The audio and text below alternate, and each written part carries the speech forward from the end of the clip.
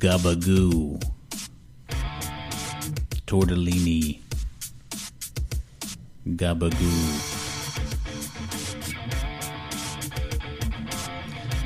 Hey, do my breast show on this camera? I'm not sure. Hey, folks, welcome to the Jake and John Show, the world's greatest podcast of all time. I'm one of your hosts, John, and as always, I'm with the beautiful and lovely Jake. Hey, hey. And we have a special guest today, our eldest brother, Justin. Hello.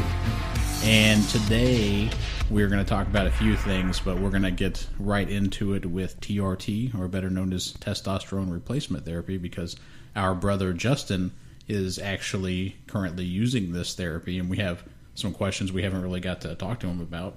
And so I'm just going to open it up right out of the gate, and I'm going to ask you, and I've heard that this is true, and I have no doubts about it, but now that you've been taking it for a while, how many months has it been?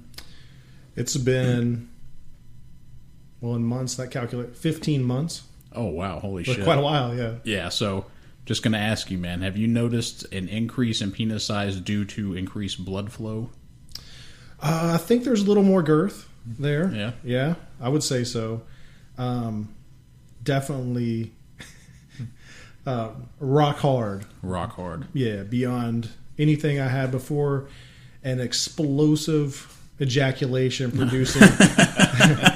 Oh, wow. Okay, so that is amazing. Yeah, I was going to look you right in the eyes and ask you if it made you shoot bigger loads, but, so we got to skip that part. So let's start at like ground zero. So I guess tell us about how did you know or that you wanted to get into having the therapy, or what kind of led up to it where you thought, hey, maybe I should try this out? Well, there's a couple of things. I'd first learned about it from Joe Rogan and stuff, and and had been thinking about it for a while, and just listening to everything that he was saying about his experience, and started studying about it, and then I saw the list of kind of possible symptoms of low T, and I suspected that I may have had those. Some of those are like, some weight gain as I get older, and even difficulty in losing weight when doing things that used to work for me. So I thought, I'll go check it out. I'll go at least get a blood test and see what's going on. So that's kind of what got me, at least gave me the idea of doing it, and some of the things that led me to go get the blood test. Okay. So whenever you first went in and they test your blood levels, I guess, right, to see what your T ratio is, so was it just kind of a little low, or was it lower than you expected it to be based off of what you knew about it? It was low. And what happens is you go in, you have to get 2 blood tests in the mornings, because that's when I guess the best reading or whatever.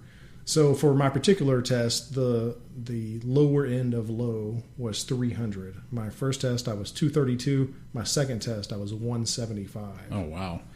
And there's 2 types of testosterone, I guess, or not types, but two categories of testosterone that bind to different proteins. And the total testosterone is the one that was running at like 175, 250, kind of in that range. But my free testosterone, the one that really matters, was pretty low. It was a 7, and the ideal range is around 21. And that's the testosterone that in your body that actually binds and is active and helps with stuff like libido and muscle gain. So when I learned that, and I learned that the free testosterone was low, I was definitely a candidate for it. And so, of course, my doctor was great. He answered every question that I had, and so I started treatment. So, and it's safe to say then, they don't just, a lot of people think they just hand this shit out like candy, but they really did do like a battery of tests to decide if you were even allowed to take it, right?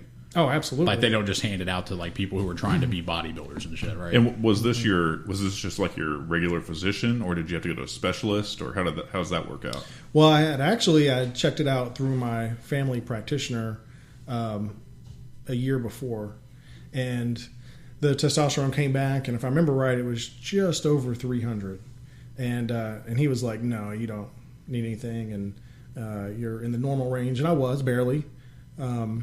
So I went this time to a specific endocrinologist who his practice specializes in testosterone therapy. Okay. So he is very versed in hormones and how all of this works, and it's his his total life study. So he was pretty smart, and I did some research beforehand too on a forum called T Nation, which has a lot of information from anabolic steroids to TRT, and watched as much as I could find on YouTube. And surprisingly, there's not very much on there, but there are a couple people that have chronicled their experiences, through blogs and whatnot. So, but every question that I asked and every answer that I got was consistent with what I had been reading and listening to on TRT. So I felt confident that he knew what he was talking about for sure. So you're noticeably slimmer now, and I know that the last time I talked to you, I think it was around Christmas or Thanksgiving, somewhere around there, and you had started doing something, just basically getting back into the lifestyle that you had for many, many years. And so I'm assuming it's helped with your weight loss. I guess this is kind of two questions. But have you been strength training again of any kind, weightlifting, plyometrics, anything? Have you noticed a genuine increase in your ability to get back into shape faster? Mm-hmm. Yep. I got a home gym, and I'm doing mostly barbell exercises, TRX, suspension trainer exercises, and other body weight stuff. And I do notice a rapid increase in strength. And it, when I first started working out, of course, I got sore like I always would, but I recovered fast, and my strength increases surprisingly fast from week to week. Faster than even when I was young. So I definitely attribute that to TRT. So the TRT, has it given you kind of a new motivation and inspiration to get back into really good shape because now you have a little bit of an advantage? It does. You know what? The reason I don't want to miss this opportunity, especially after I realized that I can take advantage of it and use it to get potentially to a place where I've never even been before from a fitness perspective. So my motivation is to not miss this window of opportunity. And I know that, like right now I'm 44, just turned 44. So if I can get in great shape now, that's going to have benefits for the rest, leading into getting into older age. I mean, if I can be in great shape because of what I'm doing now, when I'm 60, 65, maybe I'll, be able to do stuff then too. So I think you probably will be able to, man. But you look great. You look healthy. I don't know. I think I've read before that by increasing your testosterone, getting back on TRT, that it can even help with your complexion and all that kind of stuff. I don't know, but you've changed your diet as well, right? You look like younger and healthier than you did maybe a year ago. Yeah, diet, of course, is a big part of it, and I have changed my diet, and the benefits from that. Well, the speed of weight loss has been shocking for me when I've really applied myself and have the right habits as far as eating and and exercise. And another thing too is I've done this without very much cardio, so it's not like I'm burning through cardio. It's diet and the TRT assisting in the weight loss, which is one of the main benefits of it too. I mean, it just helps your metabolism, it helps everything, in my opinion, from confidence to just the way your body responds to activities that you do. Definitely notice a difference. Have you noticed any difference at work, like the way that your mind works, being faster or sharper? I think I have zero issues with focus. So where before I've never been really ADD or anything, but would you feel like sluggish and kind of slow? I have a lot of energy compared to what I had before, and I don't know how much of that's due to TRT or diet or a combination of both, but definitely a difference there. Yeah, that's fucking badass. What is so now that you're doing the treatment, what is around what your testosterone numbers are like post treatment? Mm-hmm. Well, it took a while to get dialed in.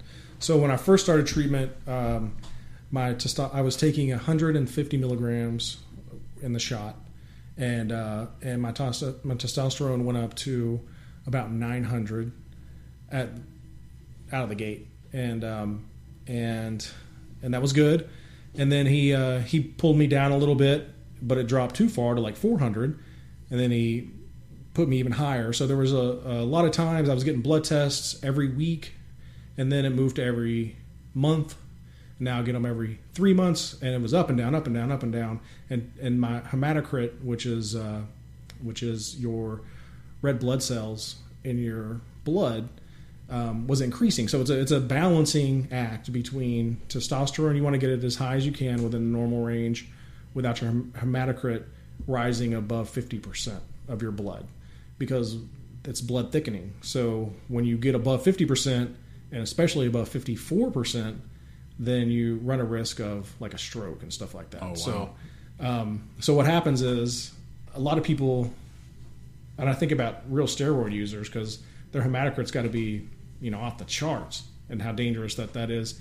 You have to give blood. You give a pint of blood, and like once every couple of months, once every 6 months, and it just drops your hematocrit back down, and then your body's just increasing that percentage over time. But my doctor, over a series of 4 months to 6 months and different testing and different levels and this and that, got me now to where I'm on 160 milligrams. My hematocrit is steady over probably the past 6 months at 48, and my testosterone's right at 750, and my free testosterone is 21. And I have another blood test coming up in February, and I expect the same exact thing. So so this is exactly perfect and where he wants me to be, and so I have to do that, and then I also have to take anti-estrogen pills. So I take 2 of those a week, split when I get my shot, and 1 in the middle of the week, because you don't want your estrogen to get too high. It's a byproduct of it, because that can lead to like emotional things and just a lot of different problems that dudes aren't supposed to have. So this estrogen pill keeps it at a perfect level, which is under 20. And it's all, he's got me perfect dose, perfect everything, no issues, no problems. And how often are you having to go in to get this shot? Every week. Okay, so every week you go in. You don't want to go longer than that, because your testosterone will drop too far. He wants to keep me between 400 and 1,000 at all times. So when I get my shot, I'm probably up at around 1,000. And then at the end of the week, I'm down to about 700. So it's kind of, it ranges in that as as the week goes on. I gotcha. Okay. Yeah. So then when you go in, I'm guessing that it's a pretty simple thing. Like you just run in and get a shot. I'm guessing you're not waiting for long doctor's appointments each time and all that kind of business. 5 minutes in and out. Nice. Okay. I go in, insurance, it's already in the system. They charge me $30. I'm in the room. They come in with the shots. He comes in just to ask me a couple of questions about how I'm feeling, and I'm out of there. So when you first started taking it and they were kind of dialing it in and the levels were kind of fluctuating wildly, did you have any did you notice any negative impact during that initial part, like in mood or just the way you were feeling or things like that? I did. There was a period of probably 2 weeks where he was giving me a little bit too much of the anti-estrogen, and you want some estrogen, but he bottomed me out to where I had almost none, and that had a negative effect on my mood. But once we identified that, because that was during the period of time where I was getting a lot of blood tests, once we identified that and dialed that in, I was back to normal immediately. Okay. The only other side effect that I had was, I'm talking about within 10 minutes of my first shot, first time I ever got one, I could feel my balls shrinking, like a pain in my balls, because it sends a signal to your balls to stop producing testosterone. It's being replaced by this other. Really? So you could physically feel it. I could feel like a numb, very numb kind of a pain. I was like, oh my God. So I told him about it, and he's like, well, your balls will shrink to the size of, I don't know, bigger than raisins, but little. But they can be little. Like grapes? Like a grape. Yeah. And I felt over probably a week or so that they were definitely shrinking. I was like, I can't have this. I cannot have this.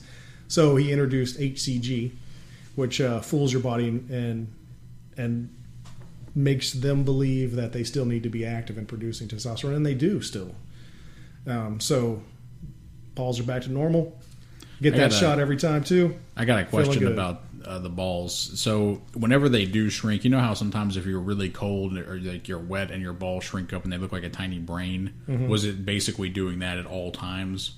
No. Oh, I think you're talking about your ball sack Yeah, shrinking, no, right? this Because is- the size of your balls never really changes. Right. I'm recall. just saying, like, It's is just- that also a product of it, like skin tightening of the ball sack and okay. just basically have no, no balls? No skin tightening. The, just the a actual big ball sack with like a couple Yeah. little tiny grapes? Yeah, with nothing in there. Like I'd feel my balls. I couldn't stop feeling them because I was like, "Holy shit, they're so."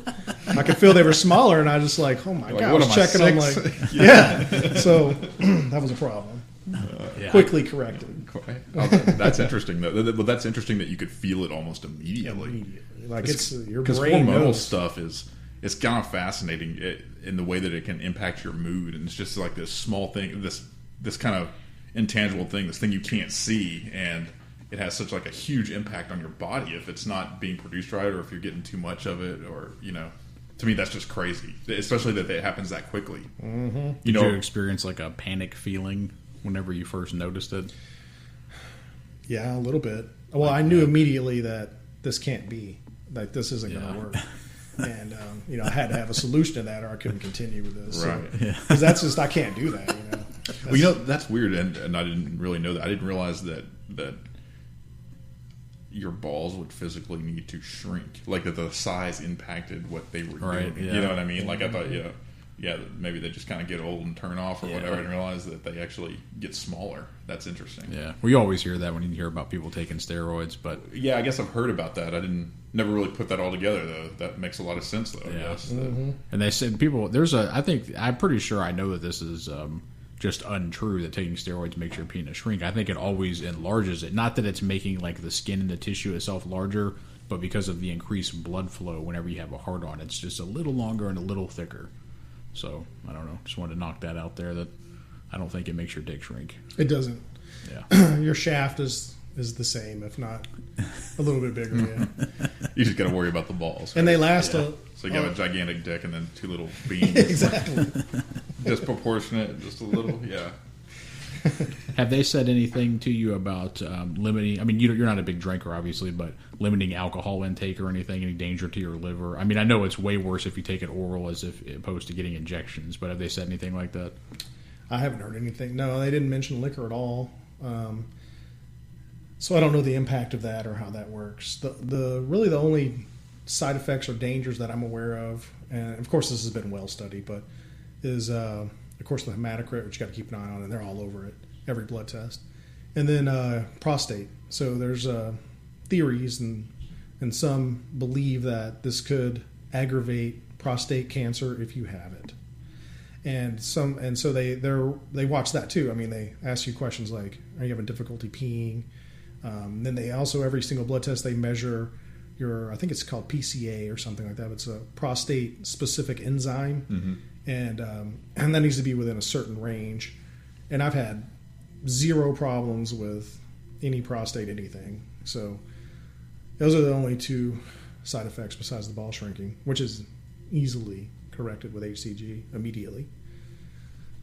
So, I mean, do they? I don't know if I heard you right, but so do they have to do physical prostate exams? I mean, we're all adults here, where they have to put their finger in your butt, basically. No, not yet. No, it's all through your experience. If you're having difficulty like taking peeing. a piss, yeah, You'd have to have some kind of symptom first before it would. yeah, It kind of crops up. and then I guess. it's PSA, the prostate specific something. That enzyme, they can tell what's going on with that. So there was a slight 0.1 bump in it, and then it went back down to normal. So I was still super far under any kind of issue with it. Yeah. And it was just and that could change from test to test. 0.1, is really nothing. So once you started the therapy, do you? Is there a time when it stops, or is this just something you do for the rest of your life, or how does that work? Well, I want to do it for the rest of my life. It was kind of the way I'm looking at it.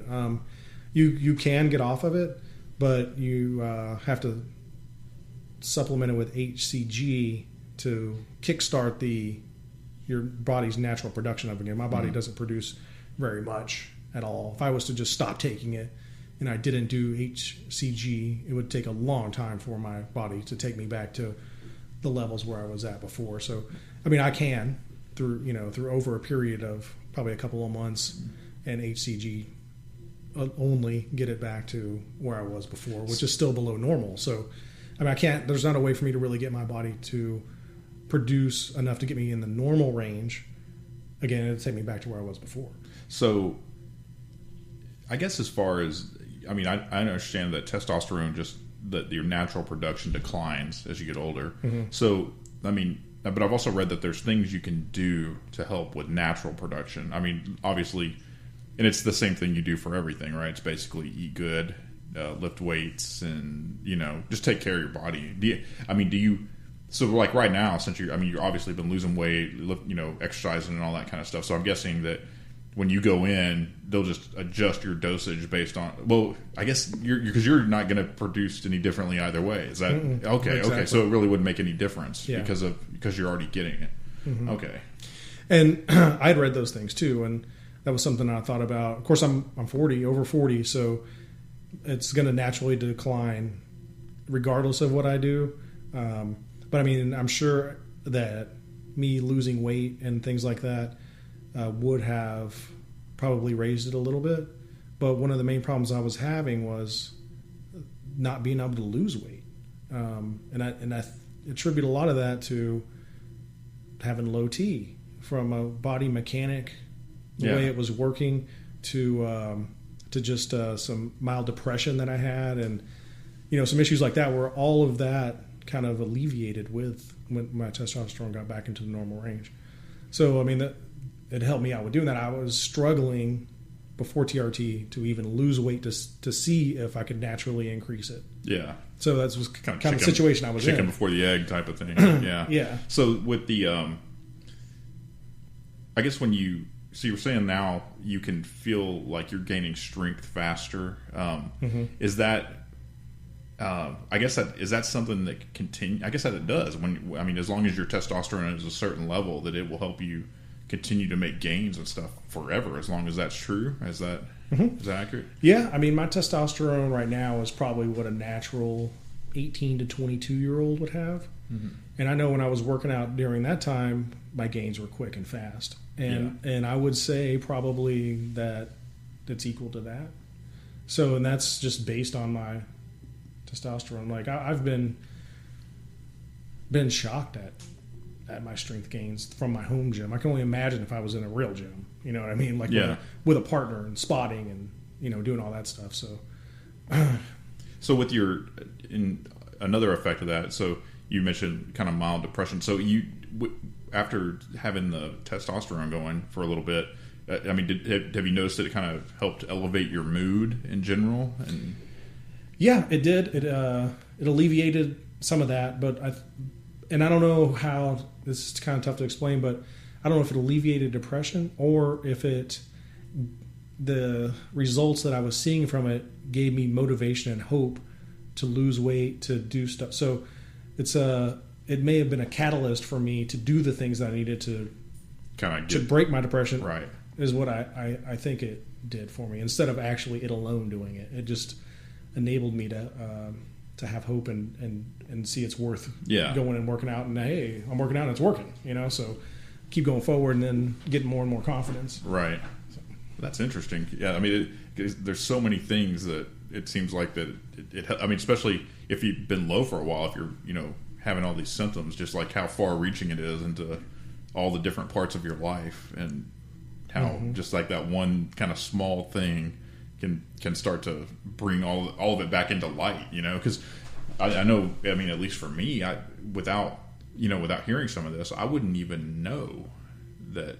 I wouldn't even think to ask, is my testosterone low or something like that? And if you're starting to get worn down or whatever, that's just really interesting that that's something that can be tested for. Now, I actually just had my annual physical, and they ran my blood work, and it's the first time I've ever paid attention. They did test testosterone, and it's the first time I was like, oh, on the report. I'm sure they've done it before. I just never paid any attention, because it was always in an okay range. I did notice mine was kind of on the on the lower end. I can't remember exactly what it was. It was over 300 a little bit, but I'm hoping, because I'm trying to lose some weight right now and do some exercising, and I have another blood test in 3 months for other stuff, and I'm interested to see if it goes up more than a little bit, or I want to see it at least start trending in that direction, because maybe I was thinking maybe some of the things that are going on in my life are due to that, and I didn't even know.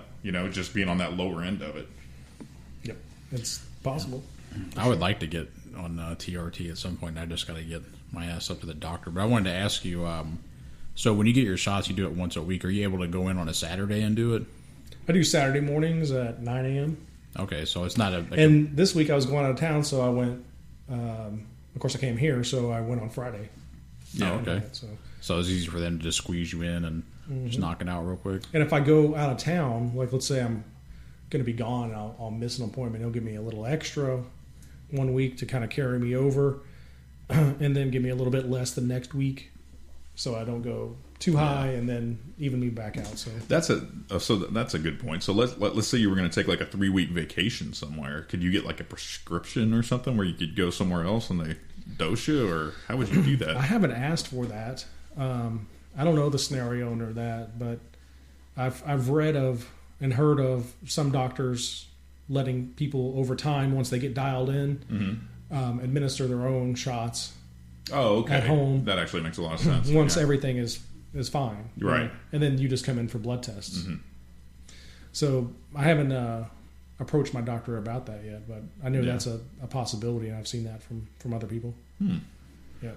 Yeah, it sounds tempting to fucking... Well, it's tempting just to know more. I actually didn't really approach my doctor about my testosterone at all, because I was more concerned with like cholesterol and bullshit like that. But I think when I go back in, I'm gonna at least mention it and just say, hey, what can I do naturally to supplement this? And now it's on a downward trend. I guess just making sure we watch it from now on and make sure that it's not going lower each time. But I guess once it hits because I think that if I'm not mistaken on the test, I want to say that 300 was kind of the magic number, as far as that was the bottom number in range. So I guess if it dipped below that, it would kind of throw the little red flag up. I'm sure this will vary state to state, but what is the price for that per month or per year, roughly? Well, my insurance covers it, so it's a copay. Okay. And I think there's 2 insurances that I know of that do it, at least that mine takes, is United Healthcare and Blue Cross Blue Shield. I'm Blue Cross Blue Shield, so there's no problem at all. And they approved it. It was no issue at all. So is it like $30 a visit or something? One of those type of fees? Just my copay. Yeah. So it's cheap then. Yeah, it's $120 a month. Yeah. So you're paying the copay weekly every time I go in. Every time you go in. Yeah. Yeah. But I think without the copay, like if you had no insurance, you went out, I think it would run you about $400 for that, and then you'd have to pay for blood tests and stuff too, especially a lot of them in the beginning. Yeah. So that could run up your bill quite a bit there. Yeah. But even then, even if you didn't have insurance, it's still accessible to a lot of people that would want to do it. Yeah, as long as they need it. Yeah. Their tests showed that. So yeah. Yeah. And I if you're in the normal range, I wouldn't recommend it, because it is a commitment to do it. So if you gotta, it can be and probably should be for the rest of your life, to maintain it, because if I came off of it and my testosterone went back down, I probably would really notice that. Yeah. You know what I mean? Like negatively. So I have no desire to stop it at all. I wonder what the magic number is, like when they'll start to administer it. Do you have to be, I wonder if you have to have your total testosterone be below 300, or does it need to be like that for more than one blood test over the course of a month or two, or, is 305 good enough? I wonder. For insurance demands 2 blood tests. Okay. So that's true. If insurance is involved, I'm sure it has to be below 300. So they want you below normal, 2 consecutive blood tests, and also to be having some of the symptoms of low T. So like depression and just the trouble losing weight and feeling sluggish, or you got to have some of these kind of symptoms too. What are all the symptoms of it? I mean, obviously those, I'm guessing, like a diminished sex drive, erectile dysfunction maybe at some point. I mean, or maybe not. Or is it just less drive? It's less drive. Less drive. Which I had, which has been alleviated. Yeah. I mean, that if there's one thing that really, really has changed, it is my sex drive. Yeah. Big time. Crank it up. Yeah. That has for sure changed. Yeah.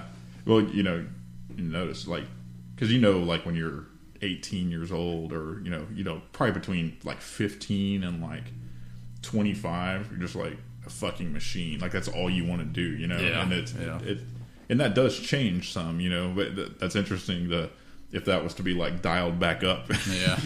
Just Another weird thing about, not weird, but one thing about it I know is now that I'm dialed in the perfect range, every night when I wake up, every morning when I wake up, rock hard. yeah, I mean, it's crazy. yeah, just morning wood back on the calendar. Yeah. Definitely every day. Yeah, So, and that's a sign of it being absolutely perfect level. Yeah. Yeah. Yeah, I've this is slightly off topic for a second. I've noticed a short-term fix for some of that is red wine. I read it in a magazine, and it's known I like to drink beer and wine on occasion, more than on occasion. But if you have, I don't know, like 8 ounces of wine, maybe even 10 ounces, maybe a little less, and dude, you wait a few minutes and you're getting in the zone, rock hard. I'm talking like painfully rock hard. It's 100% fucking true. So just throwing that out there. So I don't know if you want to do both at the same time. Oh my god. You might have a problem. I don't know. You got the over 4 hour situation going on. But it is 100% legit for sure. Yeah. Huh. That's interesting. Yeah. Yeah, so I was going to ask you something else about the TRT. I forgot what the fuck I was going to say, but dude, now that we've talked to you about this, because I've asked you about it before, but we haven't really gotten this in depth on it, as I feel inspired because I can see the obvious benefit, obviously with your diet and your continued exercise, but also the TRT. And I don't know, I don't want to say placebo effect, but like it gives you that extra edge in your mind. Like I have a little extra help, and so I don't know. That makes me want to go see if I need it. Maybe I don't, because I could stand to lose a good 40 pounds probably. So I don't know, man. I'm motivated. I would suggest going not to your regular practitioner, because they may be able to see that you have low T, but they may not recommend that as a solution, even if it's needed. So I'd do either a testosterone specific place or an endocrinologist, which is a hormone doctor. And then even then, they're going to come at you with a couple different options, and they may come at you with, here's a cream that you can put on and do that. I wouldn't do that one. And then they also have one where they can embed pellets under your skin in a surgical move. I wouldn't do that. Testosterone cypionate is the injection. That is what I would recommend. Have you looked into growth hormone at all? I asked my doctor about growth hormone, and he said that that's not something that he would prescribe to anybody, that's not what he's trying to do or anything. So he just wants people to be in the normal range. So he shut me down on that real quick. Yeah. Most of the people that, well, not most, but a lot of people that go to get TRT did steroids in the past, and now, and I'm talking about real steroids. Right. Like, my level might be 700-900. When they were doing steroids, it may be 3,000. Yeah. And they just jacked their whole system. Yeah. Forever. So there's people that come in and do TRT because of that, and then of course of the whole other segment of people like me that just have it, low T. So Yeah. So definitely check out your options in different testosterone specific doctors, and then a good interview. They're interviewing you to see if you need it, but you got to interview them to see if they're legit and know exactly what they're talking about too. Right. Yeah. So is there any? Let me ask you this. So is it with you were saying the testosterone cream or whatever that is? So there's that, and I know they talk about like Rogaine and stuff too, that women shouldn't touch it at all. So is there this stupid question? But like if you get an injection, like you're fresh off an injection, is there any danger to like your wife or anything from you being like a fucking testosterone machine, like at that right after the injection? No, not with injections. Cream, yes. Yeah. Okay. And I had no desire to rub myself down with cream. I mean, that wasn't appealing to me at all. So the shots are definitely the way to go. That's weird, man. So like with the cream thing, I mean, did they tell you the instructions on it or anything? Do you just rub it on your wrist or something? Well, from what I've heard and read about, the cream is it's really hard to keep a consistent dose. So you don't know what you're doing. You know, you don't know. Yeah. You're just like, Yeah, like, I mean, oh Fucking god, beating off with it. That's one way to make sure you stay consistent. yeah, that's not good. yeah. But you said to make sure that women don't touch Rogaine. I don't know anything about Rogaine. Why is that? I don't know. I think it's a hormonal thing though. Oh. It's something that they shouldn't have. Yeah. Start getting like hair on their chest and shit. I'm wow. just guessing, but Yeah, I read about Rogaine, and I guess it only works in this part, in the back part of your head. And a lot of people think that it works up here in the where most people recede at, but that's not the case. So I thought that was kind of strange, but I guess there's a difference, and you can't just put it on your cheek and think that a big puffball is going to come out. I'm kind of weird about stuff like that, like with Rogaine. Anything that it says like a woman can't touch this or something, I mean, that's serious shit if you think about it. Like with the testosterone, you know exactly what's going on, and it has like good benefits for your life. But with like something that's kind of for vanity, where you can just shave your head, to me that's kind of terrifying, because you're obviously playing with something that can have serious impact on your body biologically. You know what I mean? Yeah. Like there's some weird shit in there if it's able to make hair regrow. And Well, if I'm not mistaken, DHT is a type of testosterone that is your hair follicle issue.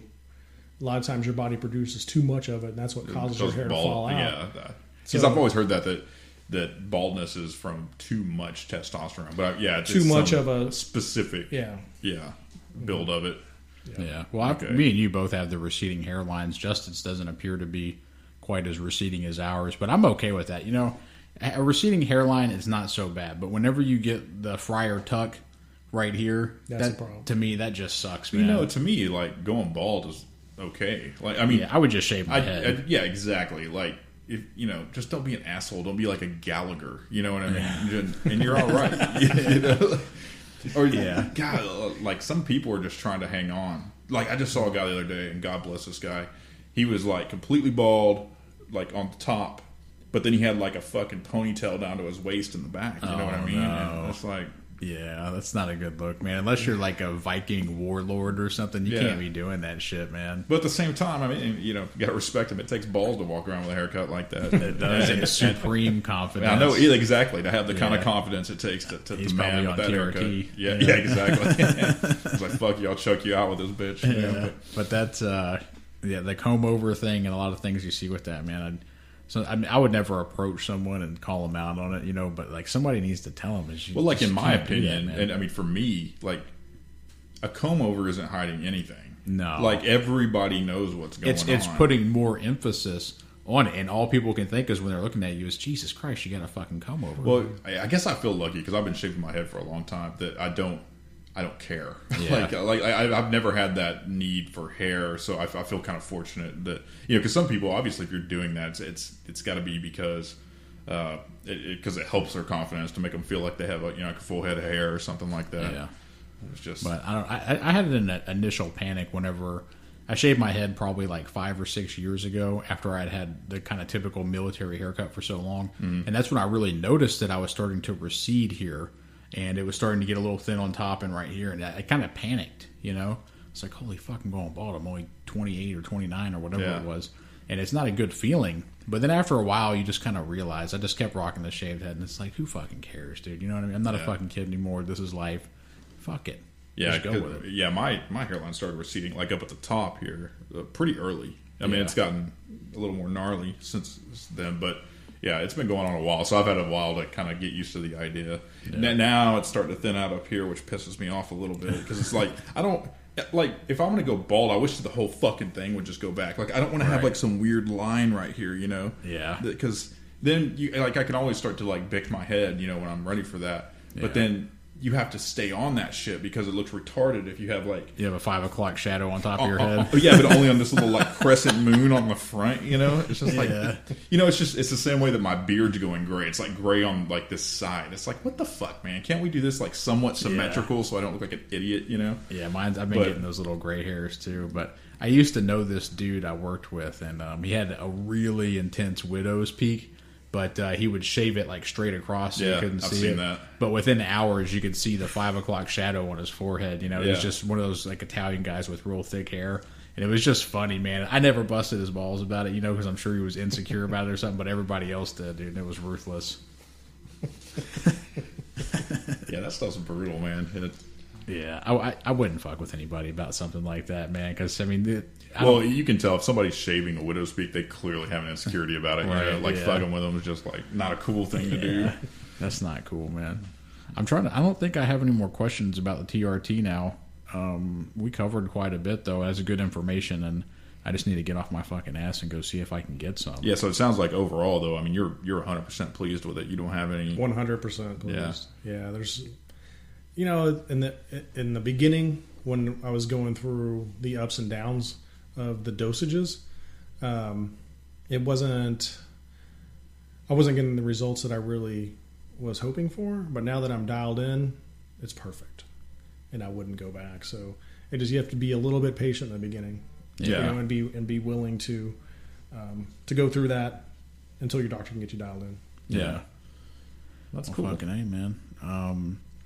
The UFC tonight is free in Denver, Colorado. It's on Fox tonight.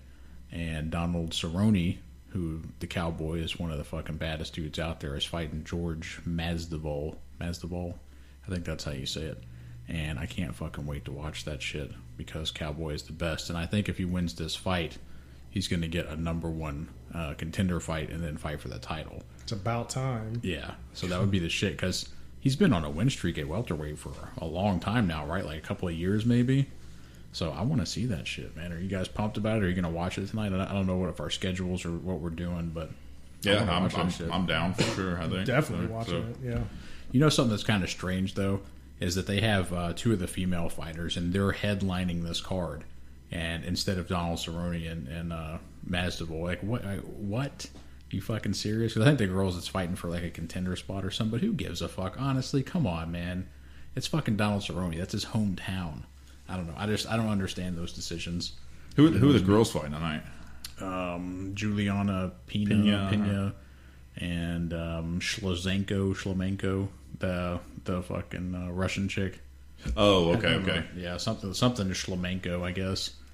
But I don't know. I mean, I'm gonna watch the fight, obviously, but I just kind of don't give a fuck. I just like, who cares? Who cares who their champion is? I don't. Yeah. You know. I mean, it was interesting when you had a dynamic character like Ronda Rousey, just to see if somebody could beat the Michael Jordan of the women's division. But now it's just like, don't really give a fuck. Yeah. I don't know. Yeah, it's kind of that with that division. They have at the top. They have the all the fighters that are really fun to watch, but then it like quickly diminishes. It's just like, you know, you go into this whole other card of people that just are not that exciting to watch. Yeah. Not even in the same division, but like Johanna Jędrzejczyk, like fantastic fighter, probably one of the most boring fighters on the face of the earth, though. Because, well, I mean, and I don't mean that disrespectfully, but just nobody's getting knocked out, like ever. Like it's going to be a test of skill the whole way, which is awesome. Like it really truly is. But at the same time, watching it, it's kind of like watching golf. Well, the women's division right now it's where all the men's divisions were like 15, 20 years ago, you know, probably like 15, is they don't really have any great all-around fighters, well-rounded fighters. Everybody's kind of good at one thing, and so they're not good. I don't think they're going to have a long-term champion anymore for a while because what the hell is the current champion's name? She's Brazilian, it's kind of annoying. The one that beat who did she just beat? Was it Misha Tate?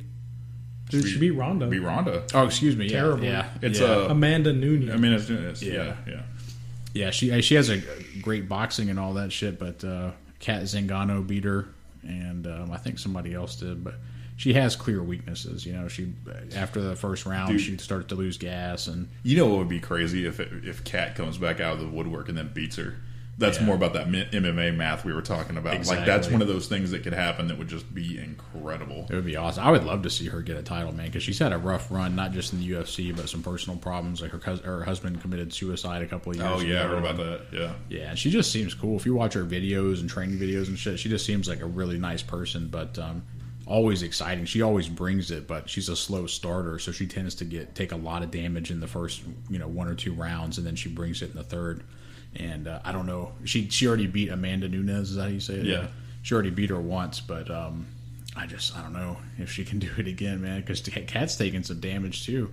But again, she's beat 2 former champions, Miesha Tate, and again she was getting beat up in that fight bad. And then in the third round, she came back and caught her with that knee and TKO'd her.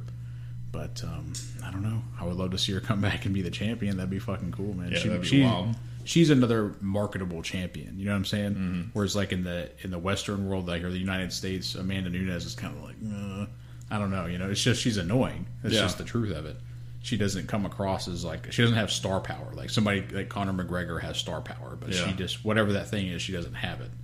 Yeah. So because I guess as much as a purist as I want to be, like let the best fighter win. I mean, I do want that, but at the same time, like some people you just don't like. Like I don't care if you win if you're like an asshole. You know what I mean? I just don't. I mean, not that matters one damn bit what I think, but it does matter as how interested I am in the pay per view. So and that's important too. There's a lot of purists out there, but I think that the percentage of them is very small that are genuine purists. Is everybody want somebody who's fun. Like Conor McGregor is a fun person. John Jones is fun because of all of his troubles and his fake personality coming out and all that. It makes it more interesting. And, Ronda being the super bitch and the girl power stuff and all that, it just made it more interesting. But I don't know. Like Tyron Woodley, he's been coming out. He's a welterweight champion. He's been coming out and saying all this stuff about racism and how the UFC and the fans are racist against him and all this shit. Yeah. And it's not, man. The reason why you're not getting paid like Conor McGregor is because you have the personality of a fucking brick. Yeah. I mean, you're not a bad person. You seem likable, but you're not a star because you're not putting your personality out there into the world for people to get to know you. That's what one of it's all about selling yourself. I mean, that's why you have them throwing water bottles and doing all this shit because they're creating their own hype outside of the normal marketing. They're they're doing things you're going to remember. Yeah, and I'm trying to even John Jones, easily one of the best ever. It's impossible to deny that, but he still has struggled to make really good pay-per-view numbers because of his personality. But now that he's gotten in all that trouble and shit, and like his, people are clear now that he had that fake personality, that he might be some kind of sociopath. I think his numbers are going to go up as he continues to come back. Yeah, because even if with the whole shit with Cormier and all that, I think that's been kind of one of those any publicity is good publicity, for him anyway, because it has kept his name out there. Yeah, but who's coming back? You probably already read this. Is Rumble Johnson versus DC? I did hear that, dude. I'm fucking sick. That's probably one of the fights I'm most excited about. That's the number one fight for me for this year. I'm looking forward to that because fucking DC rocked him last time. Do you guys remember that? He hit Cormier hard, knocked him across the fucking octagon. He kept coming. Yep. Yeah, but DC's tough, man. But you know what? Father Time kicks in.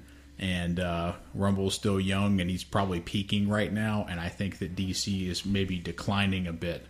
And I think that he's probably going to get knocked the fuck out. Dude, I cannot wait for that fight. I know, man.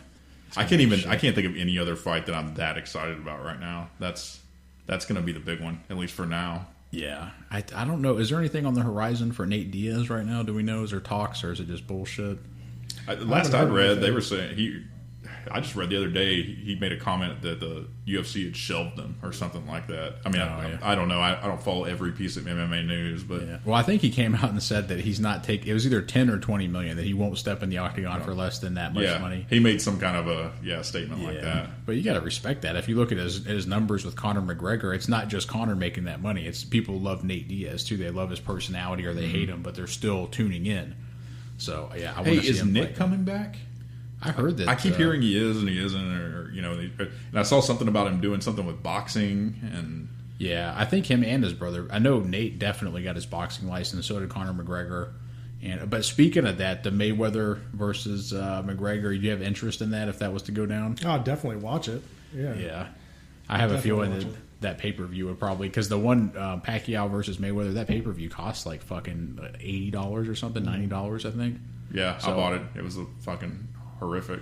Yeah. Waste of money. But did you see that Manny Pacquiao came out and he offered to fight Conor too? Yeah. He said he would do it for like $5 million or something. Yeah. I don't know, or he said something. I don't know, or he'd take the $25 million. Yeah, he was ready to like fight already. So yeah, but I would watch the shit out of that. Yeah, but I guess it's probably not the big fight that everybody's looking for. Yeah.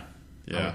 I'd fucking watch it though. But now all kinds of, but I don't know, Conor McGregor probably gets called out every day by somebody. Well, he does. But I see it constantly from the little BJ Penn thing. You know, it's somebody has got something to say. Yeah, you get your pay-per-view points, and even if you're not really a star, people are still going to watch because it's Conor, so you're getting paid millions of dollars just to, probably get your ass whooped. Yeah, everybody wants that Conor money. Yeah, dude. That dude's balling, man. Have y'all seen those little clips he's been doing with John Lovitz?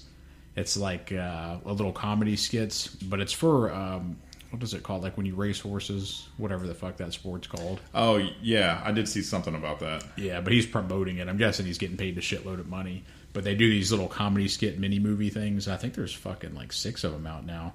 But they're pretty funny to see Conor step over into that realm of comedy just by basically being himself in the little mini series. It's funny, man. Yeah. And speaking of John Lovitz, I know you guys didn't watch The Apprentice at all, did you? No. John's really into The Apprentice, man. Yeah, well, it's because of Chael Sonnen, but John Lovitz was on there. You know who he is, right? Mm-hmm. The comedian. And he was pretty funny on there. A little lame, but one of the things about that is Boy George was on there, too. Oh, my God. Is you get to see a lot of the insecurities of these celebrities because they put them in a room. And at first I was like, this is just stupid. Like, these guys don't even care. But what is the real thing is these people have egos. And so when you put all those egos in a room and they're trying to get a challenge done on time or do this, I don't think that it's fake bickering because a lot of time what you see is like self-loathing if they're not getting their way and that kind of shit. And when you see that with John Lovitz and Vince Neil and all these type of people, it's like, what the fuck, man? But yeah, I don't know. Chael's off the show now, so I'm not going to watch it anymore because he fucking cheated. But who's shocked about that? I don't want to talk about The Apprentice too much because I think we talked about it the last episode. But yeah, man, fucking. What else you got? I don't know. I think that's about all I got for today. Yeah, I'm running dry right now. I don't. How long have we been talking? Like maybe a while, right? Yeah, we're almost up on time. Are we? Yeah. Well, fucking A. Yeah, we all got shit to do here in a little bit anyway. But here, take this. All right, I'm gonna do the rundown. All right. As always, if you want to leave us a voicemail, you can get in touch at 804-557-4691. You just check out our website and the blog at jakeandjohnshow.com, on Twitter and Facebook at Jake and John Show. And as we mentioned in the last episode, we went ahead and brought up the Patreon page, and you can find that at patreon.com/JJ Show. Right now, we're recording these podcasts on video from now on. If you want to see Justin's beautiful mug, come in, put in $1, and you can get access to all the show video. Check out the page. I know we'll continue to make announcements in the next few shows as we come up with more rewards and goals. But as always, thanks for listening. If you, another awesome way to help out the show is just subscribe on whatever platform you're on. That's awesome. But yeah, that's all I got for today, guys. Got anything else? Oh, I'm good, man. I'm ready for this Roni fight. Sweet. All right, we're off to the UFC. Take it easy. Later.